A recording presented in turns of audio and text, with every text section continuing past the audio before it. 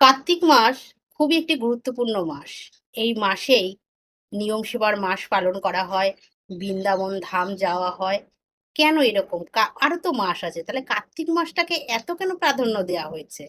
সেই কথাই এই ভিডিওতে থাকবে। যারা জানতে ইচ্ছুক, যারা ভগবানকে ভালোবাসো, তারা অবশ্যই জানার চেষ্টা করবে যে কেন কার্তিক মাস এত প্রিয়। অনেকের হয়তো জানা আছে, আবার যাদের জানা নেই তাদের উদ্দেশ্যে আমার এই ভিডিওটা। দেখো, কার্তিক মাসে নিয়ম সেবার মাস পালন হয়। এই মাসেই মা যশোদা গোপালকে তার প্রেম ও বন্ধন দড়ি দিয়ে তাকে আটকে রেখেছিল।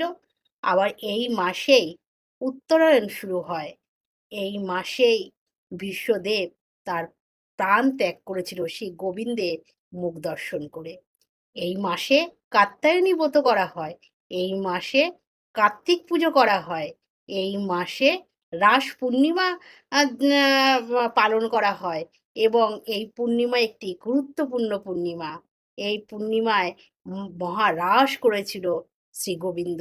আর রাসলীলা যে কি লীলা! জীবনের সার লীলা হলো রাসলীলা। গোবিন্দর কাছে নিজেকে আত্মসমর্পণের মাস হলো এই কার্তিক মাস। এই কার্তিক মাসে দীপদান করলে পিতৃপুরুষ উদ্ধার হয়ে যায়। এই কার্তিক মাস নানা কারণে একদম পরিপূর্ণ।